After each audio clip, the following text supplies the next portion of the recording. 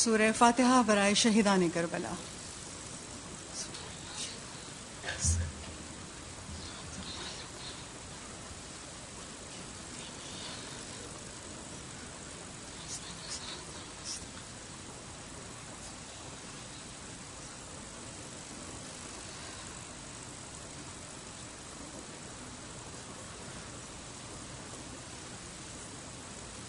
اعوذ باللہ من الشیطان الرجیم، بسم اللہ الرحمن الرحیم، الحمد للہ رب العالمین، باری الخلائق اجمعین، فاطر السماوات والارضین، والصلاة والسلام علی اشرف الاولین والآخرین، خاتم النبیین، شفیع المذنبین، ابی القاسم محمد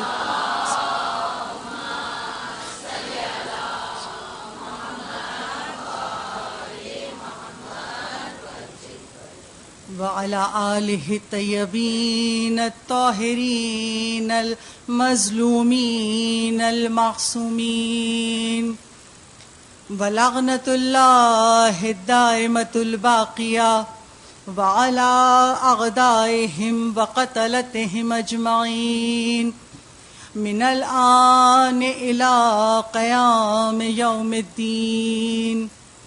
اما بعدہ فقد قال اللہ تبارک وتعالی فی کتابہ المجید وفرقانہ الحمید، انما یرید اللہ لیذھب عنکم الرجس اہل البیت ویطہرکم تطہیرا۔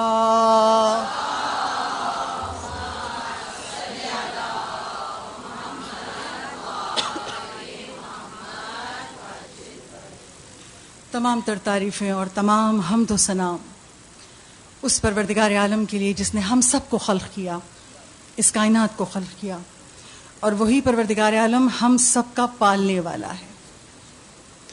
اس پروردگار عالم کے شکر سے ابتدا کرتی ہوں۔ معبود تیرا شکر ہے کہ تو نے ہمارے قلب میں محبت محمد والے محمد عطا کی۔ اس محبت کے زیر سایہ ہم اس فرش عزا پہ جمع ہیں۔ تو نے توفیق دی تو ہم اس عبادت کے لیے اس فرش عزا پہ جمع ہیں۔ بار الہ ہماری اس عبادت کو قبول کرنا۔ آج دوسری محرم ہے، عنوان کربلا ہمیں جینا سکھاتی ہے۔ اس عنوان کے تحت آج دوسری مجلس آپ کی سماعتوں کی نظر ہے اور شہزادی کی بارگاہ میں چھوٹی سی خدمت پیش کر رہی ہوں۔ مجلس کی ابتدا آج بھی اس دعائے مبارکہ کے ایک جملے سے کروں گی، وہ دعا جو عصر عاشور امام حسین مظلوم نے اپنے بیٹے سید سجاد کو سینے سے لگا کے رخصت آخر کے وقت اس دعا کی تعلیم کی تھی، اور کہا تھا بیٹا جب کوئی اہم حاجت درپیش ہو، جب مصیبتوں اور بلاؤں میں گھر جانا، تو اس دعا کے ذریعے خدا کی بارگاہ میں توسل کرنا، پروردگار عالم تمہاری مصیبتوں کو بلاؤں کو دور کر دے گا۔ اور کہا تھا جناب امام حسین نے، مولا حسین کہتے ہیں بیٹا یہ دعا مجھے میری مادر گرامی نے سکھائی ہے، اور ان کو ان کے بابا نے سکھائی ہے، جناب رسول خدا نے۔ تو یہ دعا معصومین کے وسیلے سے ہم تک پہنچی ہے۔ کل میں نے اس دعا کا پہلا جملہ آپ کے سامنے پیش کیا تھا۔ یہ دعا شروع کیسے ہوتی ہے؟ بسم اللہ الرحمن الرحیم، بحق یاسین والقرآن الحکیم۔ اور یہ دونوں جملے سورہ یاسین کی ابتدائی دو آیتیں ہیں۔ ترجمہ کیا ہے؟ بار الہ تجھے واسطہ دیتا ہوں یاسین اور قرآن حکیم کا۔ یاسین کے بارے میں نے کل بیان کیا تھا آپ کے سامنے، مختصر بیان۔ آج اس دعا کا دوسرا جملہ والقرآن الحکیم، اس کے بارے میں مختصر بیان پیش کروں گی تاکہ ہم پر خدا کی حکمتوں کو، خدا کی معرفتوں کو ہم حاصل کر سکیں۔ قرآن سب جانتے ہیں، سارے مسلمان، ہر مومن۔ قرآن کیا ہے؟ اللہ کا کلام۔ اب اس دعا میں کہا گیا والقرآن الحکیم، قرآن حکمت رکھتا ہے۔ یعنی اس دعا میں جملہ کہا نا والقرآن الحکیم، قرآن کو اس کی صفت کے ساتھ بیان کیا. یعنی جو اللہ کا کلام ہے نا، یہ قرآن، یہ کلام اللہ کا حکمت رکھتا ہے. اور کمال یہ ہے کہ اللہ کے ناموں میں سے بھی ایک نام حکیم ہے. اللہ خود بھی حکیم اور اللہ کا کلام بھی حکمت رکھتا ہے. حکمت کیا ہے؟ آئیے در آل محمد پہ سوال کریں، کیونکہ ہر سوال کا جواب در آل محمد سے ملتا ہے. آئیے مولا سے پوچھیں، مولا حکمت ہے کیا؟ کہ قرآن بھی حکمت والا، اللہ کا نام بھی حکیم ہے، وہ حکمت رکھتا ہے، خدا اس کے ہر کام میں حکمت ہے. ہم اور آپ کہتے ہیں نا جب کوئی چیز نہیں ہوتی بس جو ہوا اللہ نے بہتر کیا ہوگا، اللہ کے ہر کام میں حکمت ہوتی ہے. مگر کیا میں اور آپ جانتے ہیں یہ حکمت ہے کیا؟ میزان الحکمہ کی 3 جلد میں روایت ہے، میرے اور آپ کے 5ویں امام حضرت امام محمد باقر علیہ الصلوۃ والسلام.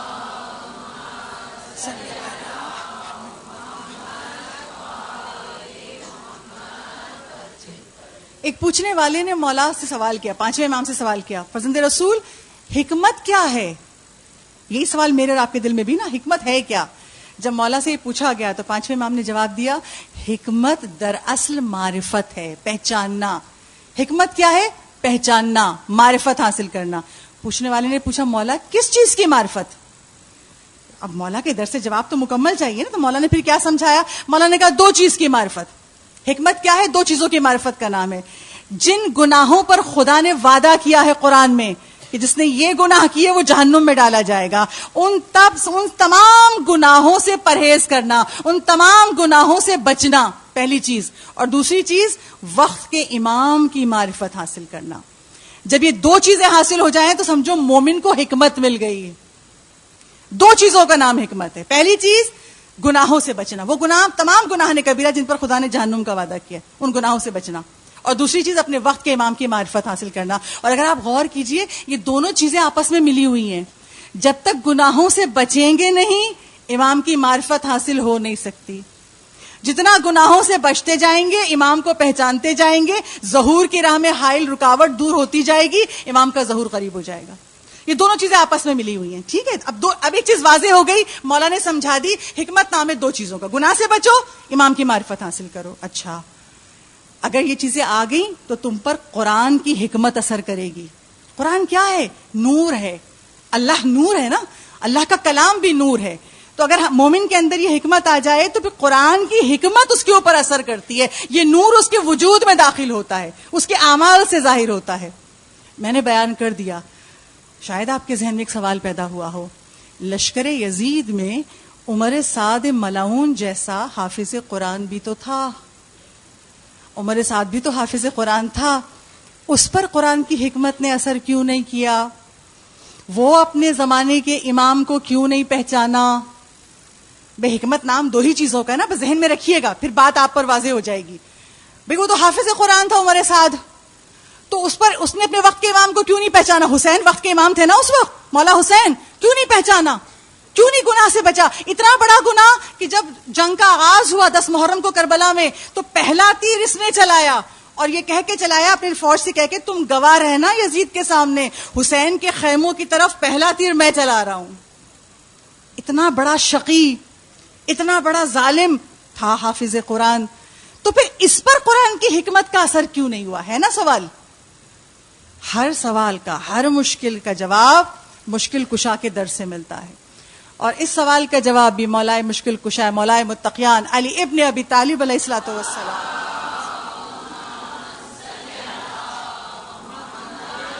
فتح اللہ علی، اور نہ کوئی تلوار ذوالفقار جیسی ہو سکتی ہے. اچھا، یہ ذوالفقار مولا علی کو مل گئی، خدا نے جبرائیل کے ہاتھ بھیج دی. جب اسی ذوالفقار کو لے کے مولا جنگ احد میں لڑے، اور میں اب دہراؤں گی نہیں، آپ کے ذہنوں میں صرف چند جملے دہرا دوں. اسی جنگ خندق میں جب مولا جنگ خندق میں لڑے اسی ذوالفقار کو لے کے، جنگ خندق وہ جنگ ہے جس میں مولا نے ذوالفقار سے عمر ابن عبدود کو مارا تھا. یہ وہی تھا کہ جب رسول نے چاروں طرف خندق کھدوا دی تھی تو وہ گھوڑے پہ بیٹھ کے ایک طرف سے خندق پھلانگ کر رسول کے خیمے کے باہر آ کے نیزہ گاڑ کے کہتا ہے، تم مسلمانوں کا عقیدہ ہے نا کہ جو لڑتے ہوئے مر جائے وہ شہید ہوتا ہے، اور جو فتح پا کے آ جائے وہ غازی ہوتا ہے. تو میں کھڑا ہوں تمہیں شہید بنا دوں، یہ چاہو مجھے مار کے غازی بن جاؤ. اتنی گستاخانہ لہجے میں رسول کے خیمے کے باہر بولا تھا. اور جب رسول نے جملہ سنا ہے تو رسول کو جلال بہت کم آیا, بہت کم مواقع پہ. ایک بار کی رسول نے کہا من حاضل کلب, اس کتے کا مقابلہ کون کرے گا؟ ظالم اس طرح آ کے اسلام کا مذاق اڑا رہا ہے. سوائے علی کے کوئی نہ تھا جو اٹھے. اور جب مولا علی گئے ہیں تو رسول نے سند کیا دی تھی؟ آج کل ایمان کل کفر کے مقابلے میں. آپ سب کو یاد ہے نا, اسی جنگ خندق میں مولا کو کل ایمان کی سند ملی. اور جب مولا فتح پا کر پلٹے ہیں عمر اپنی عبدوت کا سر کاٹ کے, تو رسول نے کیا کہا تھا؟ ضربۃ علی یوم الخندق افضل من عبادت الثقلین. یوم خندق میں علی کی ایک ضربت ثقلین, زمین و آسمان میں جتنے لوگ عبادت کرتے ہیں ان سے افضل ہے. جس کا ایک عمل ثقلین سے افضل ہو جائے اس کی پوری زندگی کیا ہوگی؟ سوچئے مولا علی کا مرتبہ. اچھا جب آئے اب خندق میں, مولا کو سند مل گئی کل ایمان کی, مولا کو سند مل گئی, حدیث ثقلین مل گئی. جب گھر آئے رسول خدا بھی ساتھ ہیں. بس میں نے یہ روایت سنانے کے لیے, یہ جملہ سنانے کے لیے میں نے آپ کو یہاں تک لائی. جب مولا گھر پہنچ گیا, خندق میں فتح ہو گئی, حسن مشتبہ کو ذوالفقار دی, مادر گرامی کو دینا, زہرا سے کہنا تلوار کو دھو کے صاف کر دیں. حسن مشتبہ تلوار لے کے جناب زہرا کے پاس گئے. بابا نے کہا ہے اس کو ذوالفقار کو دھو کے صاف کر دیجیے. بی بی نے تلوار کو دھویا اور صاف کر دی. یہ روایت میں کہاں سے پڑھ رہی ہوں؟ سید ہاشم بحرانی کی کتاب ہے, عربی میں مدینۃ المعاجز, معجزات کا شہر, آل محمد کے فضائل پر کتاب ہے. اور اب اس کتاب کا اردو میں ٹرانسلیشن ہو گیا ہے معجزات آل محمد کے نام سے. اس کی پہلی جلد سے میں روایت پڑھ رہی ہوں. اب امام حسن مشتبہ کو دیا اور مولا علی جاؤ مادر گرامی سے کہو اس کو دھو کے صاف کر دیں. ذوالفقار کو دھو کے صاف کر کے زہرا نے نیام میں رکھا, بیٹے کو دیا, جا بابا کو دے دو. حسن مشتبہ لے کے مولا علی کے پاس ہے, ذوالفقار نیام میں ہے, رسول خدا بھی ساتھ بیٹھے ہوئے ہیں. اب جو مولا علی نے ذوالفقار کو نیام سے نکالا تو اس پر ایک ڈاٹ خون کا تھا, ایک قطرہ, چھوٹا سا قطرہ خون کا تھا. تو مولا نے کہا حسن کیا زہرا نے تلوار کو دھو کے صاف نہیں کیا؟ کہا نہیں بابا, اماں نے تلوار کو دھو کے صاف کر دیا تھا. رسول خدا بھی بیٹھے ہیں. رسول خدا کہتے ہیں علی حسن سے کیوں پوچھ رہے ہو, ذوالفقار سے پوچھو, یہ خود جواب دے گی. اب جیسے ہی رسول خدا نے یہ کہا, مولا علی نے ذوالفقار کو ہلایا اور ہلا کے کہا بتا کہ تیرے اوپر خون کا یہ قطرہ کیسے باقی ہے. اب ذوالفقار بولی, خدا نے قوت گویائی دی اور ذوالفقار خود کلام کر کے کہتی ہے اے میرے مولا, زہرا نے مجھے دھو کے صاف کر دیا تھا, مگر جب زہرا دھو رہی تھی مولا آج آپ نے ایسے کافر کو قتل کیا ہے, عمر ابن عبدوت کو, یہ خدا کا دشمن تھا اور عرش پہ ملائکہ بھی اس سے نفرت کرتے تھے, دشمنی رکھتے تھے.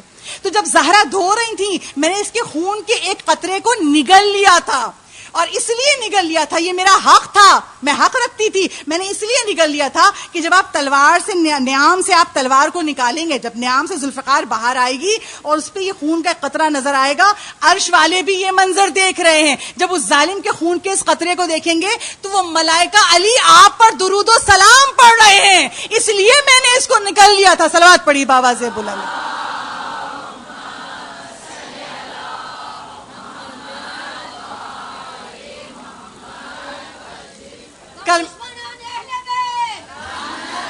بھی جائے گی, آخرت بھی جائے گی, آخرکار مرنا تو ہے نا. زہرا کو کیا منہ دکھائیں گے؟ کوئی بے نمازی ہے, ارے مولا نے سجدے میں سر کٹا دیا, علی کے سر پہ سجدے میں ضرب لگی, نماز کی پابندی کر لو. محبت اگر ہوگی نا تو محبت سے سمجھائیں گے, امر بالمعروف کریں گے, مگر محبتیں تو رہ نہیں گئیں. تو ہم جو امر بالمعروف نہیں کرتے اس کی ایک وجہ کیا ہے؟ ہمارے دلوں سے محبتیں ختم ہو گئی ہیں. اچھا گھر کے باہر ختم ہو گئی ہیں, اور گھر کے اندر کچھ گھروں میں کیا ہوا, کچھ گھروں میں یہ مثلا اگر ماں صبح سے کہہ رہی ہے جوان بیٹے کو, ہر وقت غصہ, جاب نہیں ملتی, ہمارے ملک کا نظام ہے, اتنی مہنگائی ہے, یہ ہمارے حکمران ہیں. آج ہر گھر کی کہانی ہے, یہ سب کو شکوا ہے, اور واقعی ظلم ہو رہا ہے ہمارے معاشرے میں. جس ملک میں سبزیاں ملیں 150 روپے کلو تو ظلم نہیں ہے تو اور کیا ہے نا. اب جب ہمارے جوانوں کو جاب نہیں ملتی غصہ ہو رہا ہے. ماں نے کہا نماز کی پابندی کرو, نماز کیوں نہیں پڑھتے ہو, اللہ کے آگے سر جھکاؤ, اللہ سے مانگو, اللہ راستے بنائے گا, رزق دینے والا وہ ہے, پڑھ لوں گا. آپ پیچھے پڑی رہتی ہیں. اب ماں روز کہہ رہی ہے, جب روز کہہ رہی ہے بچہ نہیں پڑھا تو جو دادی ہے یا نانی ہے یا گھر کے کوئی بزرگ ہے یا کبھی والد صاحب بھی بہت محبت میں آ گئے, ارے پیچھے نہ پڑھا کرو, ہم بھی نہیں پڑھتے تھے جوانی میں, آخر اب پڑھ رہے نا, پڑھ لے گا. یہاں پہ کیا ہوا, یہاں محبت کی اتنی زیادتی ہو گئی. بھلے اگر آپ نے جوانی میں نہیں پڑھی تھی, نمازیں قضا کر دی تھی, تو یہاں واجب ادا نہیں ہوتی، آپ قضا کیسے ادا کریں گے؟ بیٹا آپ کا نماز نہیں پڑھ رہا تو مرنے کے بعد جو بڑے بیٹے پہ نماز قضا واجب ہے کہ باپ کی قضا نمازیں پڑھو، وہ اپنی نہیں پڑھ رہا تو آپ کی کیا پڑے گا؟ اپنا بھی نقصان، بیٹے کا بھی نقصان. تو گھروں میں محبتوں کی زیادتی نے امر بالمعروف روک دیا. اور اگر گھروں میں امر بالمعروف ہوتا رہے، بڑا ذرا روب سے کہے گا، ماں ذرا پیار سے کہے گی، بہن ذرا اور محبت سے کہے گی، جب ہر طرف سے امر بالمعروف ہوگا تو انسان دین کی راہ پہ کیسے نہیں آئے گا؟ تو ہوا کیا کہ ہم نے گھر کے باہر نفرت، محبتیں ختم ہو گئیں، ہمیں کسی کی پرواہ نہیں ہے. یعنی اگر کوئی ظلم شوہر کر رہا ہے، کنجوس ہے، پیسے نہیں دیتا، بد اخلاق ہے، ظلم کر رہا ہے تو ظالم ہے. اور اگر یہی ظلم بھائی کر رہا ہے تو میں اور آپ منع نہیں کرتے. کیوں؟ بھائی ہم ان کے معاملات میں نہیں بولتے، وہ جانے ان کا گھر جانے، ہم کسی کے معاملات میں انٹرفیئر نہیں کرتے. یہ کیا ہے؟ بے حسی. پہچانی آج حسین کی فرشی اعضاء سے ہم کتنے بے حس ہو گئے. نہیں کہتے بھائی، شوہر کو نہیں کہہ سکتے، غصہ ہوگا تو دعا کا ہتھیار اٹھا لیجیے. دعا کے ہتھیار کو آپ خدا سے مانگیے، اللہ اس کے دل کو موڑ دے، آپ کی مشکل آسان ہو جائے. انشاءاللہ میں 8 محرم کی مجلس میں بیان کروں گی کہ ہم صبر کیا سمجھتے ہیں اور حسین نے صبر کیا سمجھایا، انشاءاللہ خدا نے زندگی دی. تو ہم کیا کر رہے ہیں؟ عمل معروف نہیں کر رہے. بھائی کر رہا ہے تو ہم نہیں بولیں گے، ساس بری ہے، ماں ظلم کر رہی ہے تو اچھی، عمل معروف ہم نہیں بولتے ان کے معاملات میں. بولیے، عمل معروف کیجئے. گھروں سے ظلم ختم ہوگا تو مظلوم کی مدد کرنے والا امام آئے گا تو کھڑے ہوں گے، ورنہ امام زمانہ آ کے صدا دیتے رہیں گے، ہم گھروں میں بیٹھے رہیں گے بے حس بنے ہوئے. پتہ نہیں صحیح اصلی امام ہے کہ نقلی امام ہے، ہم جائیں یا نہیں جائیں. تو بس یاد رکھیے، اس بے حسی کو سکھایا مولا نے، کربلا سے جینا سکھایا. اپنے مزاجوں سے بے حسی نکالو. 2 وجہ ہیں، ایک تو ہم محبتیں ختم ہوگی، دوسرا کیا، ہم اپنے آپ کو اچھا سمجھتے ہیں، دوسرے کو برا سمجھتے ہیں. ہم ذرا سا کسی کے ظاہر میں کوئی خامی دیکھ لیں. مثال کے طور پہ اگر میں ذاکر حسین ہوں، میں ممبر پہ بیٹھ کے، مولا نے میری ڈیوٹی لگائی کہ میں آپ کے سامنے مولا کے حدیثیں بیان کروں، مولا کے واقعات کو بیان کروں. اگر میں حجاب پہ بول رہی ہوں، اگر کوئی خدا نہ کرے اگر کوئی کہیں میری بیٹی کو ذرا سا حجاب میں لوز دیکھ لے کہ اس کی سلیوز نہیں ہیں یا خدا نہ خواستہ موزے نہیں ہیں، تو پہلا مجھ پر طنز کیا ہوگا؟ خود تو بہت پڑھتی ہیں، بیٹی کو حجاب کا پابند نہیں کیا.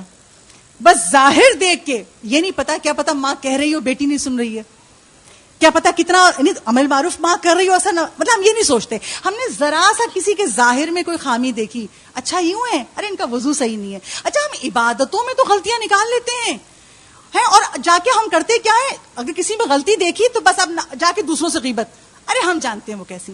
امر بالمعروف ہم تب بھی نہیں کرتے، غیبت کرتے ہیں. یہ سوچئے، کیونکہ ہم اچھے، ہم نے اس کے اچھا عبادت میں غلطیاں